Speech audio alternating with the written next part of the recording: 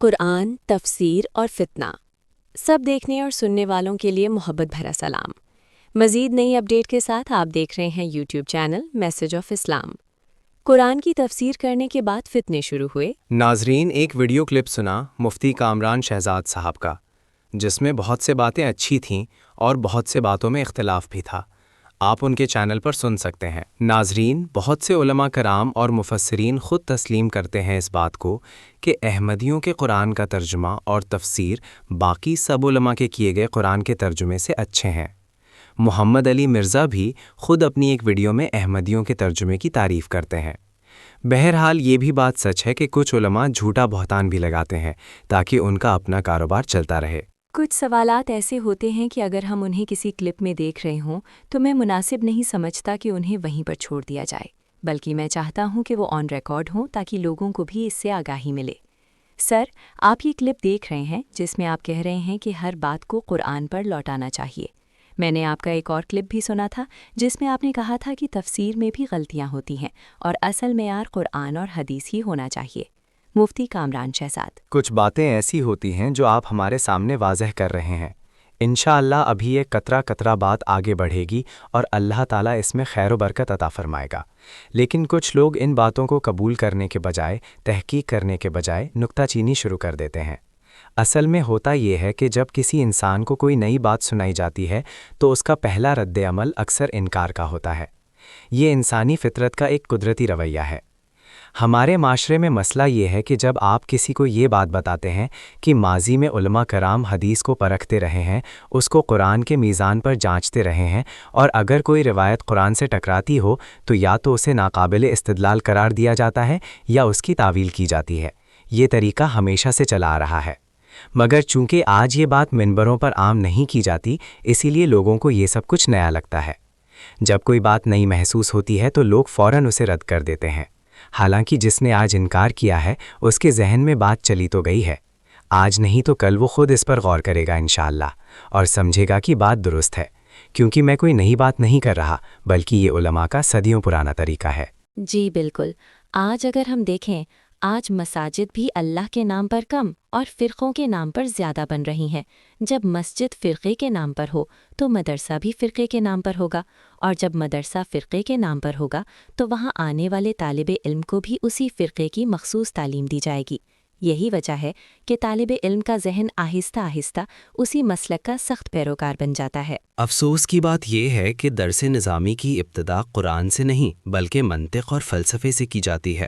محکم آیات پہلے نہیں پڑھائی جاتی۔ قرآن میں محکم آیات ایسی ہیں جن کے لیے کسی تفسیر کی ضرورت نہیں۔ مثال کے طور پر اللہ فرماتا ہے کہ مسلمان بھائی کو برے نام سے نہ پکارو، ناپ توننے کمی نہ کرو۔ ان باتوں کو سمجھنے کے لیے کسی تفسیر کی ضرورت نہیں۔ اصل مسئلہ یہ ہے کہ رسول اللہ صلی اللہ علیہ وسلم کے بعد جب حدیث اور تفسیر کا باقاعدہ سلسلہ شروع ہوا تو ان دونوں میدانوں میں فتنہ بھی پیدا ہوا۔ لوگوں نے اپنے مفادات کے لیے جھوٹی حدیثیں گھڑیں، ہر فرقے نے اپنے نظریے کے مطابق روایات بنائیں۔ پھر اللہ نے محدثین کو کھڑا کیا جنہوں نے لاکھوں جھوٹی روایتوں میں سے صحیح اور غلط کو الگ کیا۔ اسی طرح تفسیر میں بھی غلطیاں ہوئیں۔ بعض مفسرین نے اسرائیلی روایتوں کو قرآن میں شامل کر دیا۔ شیخ الاسلام ابن تیمیہ رحمۃ اللہ علیہ نے صاف کہا کہ ان کے دور میں رائج بہت سی تفاسیر میں غلطیاں موجود تھیں، حتیٰ کہ احمد رضا خان بریلوی نے بھی فتاوی رضویہ میں یہی بات نقل کی ہے۔ اصل بات یہ ہے کہ ہم ایمان اللہ پر لاتے ہیں، کسی مفسر پر نہیں، اس لیے تفسیر کی غلطی کی نشاندہی کرنا بہت بڑا فریضہ ہے۔ آج ایک اور فتنہ یہ ہے کہ بائبل اور دوسری تحریف شدہ کتابوں سے قرآن کی مجمل آیات کی وضاحت کی جاتی ہے، حالانکہ قرآن خود میزان ہے۔ عام آدمی کے لیے بہترین طریقہ یہ ہے کہ وہ قرآن کو کثرت سے پڑھے، محکم آیات کو سمجھے اور ان پر عمل کرے، مجمل اور غیبی معاملات میں بحث میں نہ پڑے۔ مثلاً فرشتوں پر ایمان لانا فرض ہے، لیکن یہ بحث کرنا کہ وہ کیسے دکھتے ہیں، ان کی شادی ہوتی ہے یا نہیں، ان کے بچے ہوتے ہیں یا نہیں، یہ سب غیب کی باتیں ہیں جن کا علم اللہ نے بند رکھا ہے۔ اسی لیے میں کہتا ہوں کہ اگر کوئی تفسیر پڑھنی ہو تو اصول تفسیر سیکھ کر پڑھی جائے، ورنہ انسان مفسر پر ایمان لے آتا ہے، اللہ پر نہیں۔ عام آدمی اگر صرف قرآن کو کثرت سے پڑھے تو وہ خود اس کے دل کو نور دے گا، اس کو فرقہ واریت سے نکالے گا۔ آج ہمارا المیہ یہ ہے کہ ہم گھنٹوں موبائل دیکھتے ہیں لیکن قرآن کے لیے 10 منٹ بھی نہیں نکالتے۔ حالانکہ قرآن ہی وہ میزان ہے جس سے ہم ہر چیز کو پرکھ سکتے ہیں۔ جب قرآن دل میں آ جاتا ہے تو انسان کو حق اور باطل میں فرق سمجھ میں آنے لگتا ہے، تب وہ حدیث، فقہ اور دوسری کتابوں کو بھی صحیح معیار پر پرکھ سکتا ہے۔ اسی لیے ہم بار بار کہتے ہیں، قرآن کی طرف لوٹو، قرآن کی طرف لوٹو۔ جتنا قرآن کی طرف لوٹیں گے اتنا فرقہ واریت ختم ہوگی، اتنا دل صاف ہوگا۔ کچھ لوگوں کا یہ موقف ہے کہ تفسیر صغیر احمدیہ قرآن فہمی کے لحاظ سے ایک مضبوط تفسیر ہے۔ ان کے مطابق بعض علماء اس بات کو کھل کر تسلیم نہیں کرتے، جس کی ایک وجہ مذہبی نظام اور ادارہ جاتی مفادات بتائی جاتی ہیں۔ یہ بھی کہا جاتا ہے کہ کئی علماء نجی طور پر اس تفسیر کی بعض علمی جہات کو تسلیم کر چکے ہیں۔ اسی طرح بعض افراد کا ماننا ہے کہ احمدیہ ترجمہ قرآن اسلوب، سادگی اور مفہوم کی وضاحت کے اعتبار سے بہتر ہے۔ یہ نقطہ نظر ایک مخصوص فکری حلقے سے تعلق رکھتا ہے اور اس پر اہل علم کے درمیان اختلاف موجود ہے، اسی لیے قاری کو چاہیے کہ وہ مختلف آراء کا مطالعہ کر کے خود تحقیق کرے۔ جی بالکل، میرا یہ ماننا ہے کہ سب سے بہترین تفسیر صغیر احمدیہ ہے، جسے بہت سے علماء دل سے مانتے ہیں مگر کھل کر کہتے نہیں، کیونکہ اگر وہ یہ بات تسلیم کر لیں تو ان کا بنایا ہوا مذہبی کاروبار متاثر ہو جاتا ہے۔ بہت سے علماء اس بات کو مان چکے ہیں مگر عوام کے سامنے اس کا اظہار نہیں کرتے۔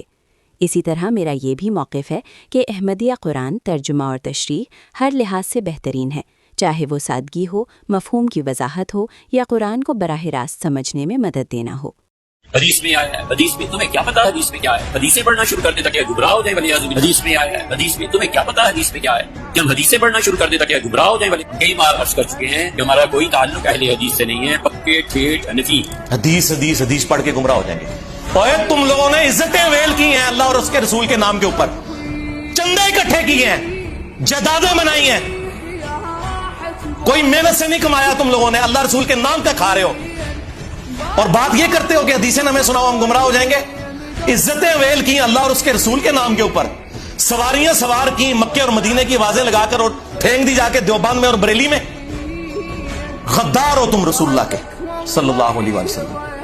حدیثیں نہ سناؤ میں، تنوسی فتاوی شامی سنائیے، در مختار کے حاشیہ رد المختار، جس میں لکھا ہے کہ اگر آپ کو یقین ہو کہ اپنے خون اور پیشاب سے سورہ فاتحہ ماتھے پر یا تعویذ لکھنے سے شفا ہو تو آپ کر سکتے ہیں۔ اے تیرے بابے نہیں کٹر ٹھیٹ انفی، بول کہ تیرے بابے نے گستاخی کی ہے۔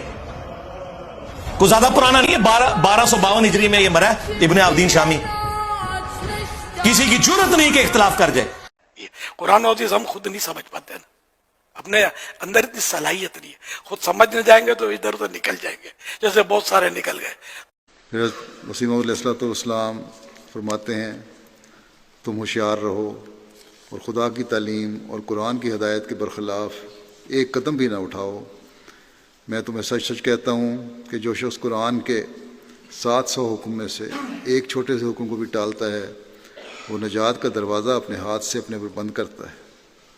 حقیقی اور کامل نجات کی راہیں قرآن نے کھولیں اور باقی سب اس کے ذیل تھے، سو تم قرآن کو تدبر سے پڑھو اور اس سے بہت ہی پیار کرو، ایسا پیار کہ تم نے کسی سے نہ کیا، کیونکہ جیسا کہ خدا نے مجھے مخاطب کر کے فرمایا کہ الخیر و کلہ فی القرآن، کہ تمام قسم کی بھلائیاں قرآن میں ہیں، یہی بات سچ ہے۔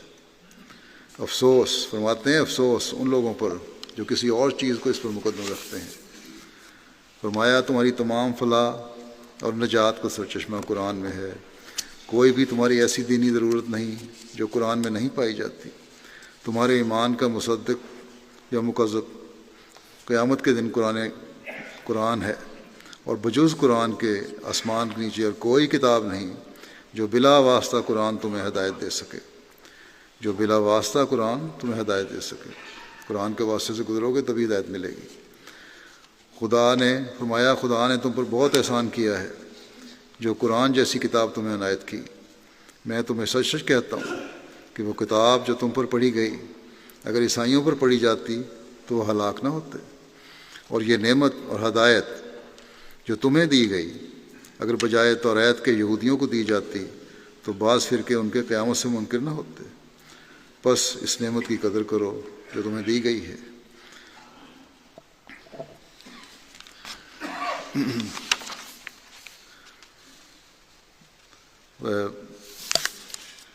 فرمایا کہ یہ نہایت ہی پیاری نعمت ہے، یہ بڑی دولت ہے، اگر قرآن نہ آتا تو تمام دنیا ایک گندے مضغے کی طرح تھی، ایک لوتھڑے کی طرح تھی گندے۔ قرآن وہ کتاب ہے جس کے مقابل پر تمہاری تمام ہدایتیں ہیچ ہیں۔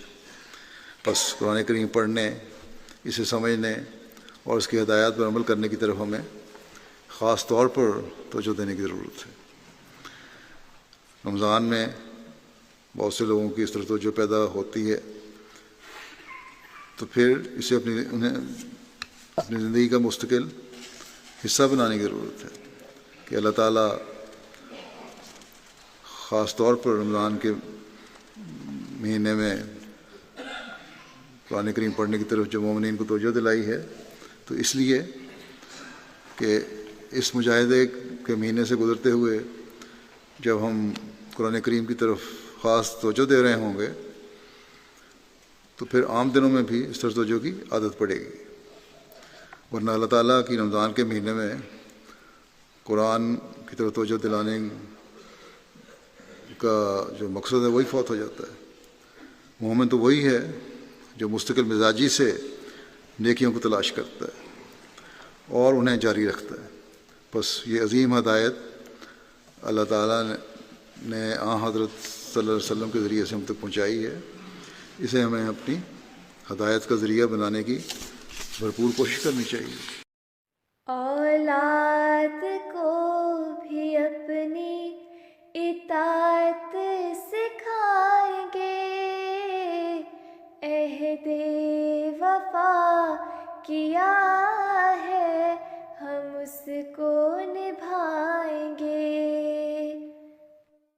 کمنٹ سیکشن میں ویڈیو سے متعلق اپنا فیڈ بیک ضرور دیں۔ چینل کو سبسکرائب اور ویڈیو کو شیئر ضرور کریں تاکہ اگلی ویڈیو کا نوٹیفیکیشن بر وقت مل سکے۔ YouTube channel message of Islam.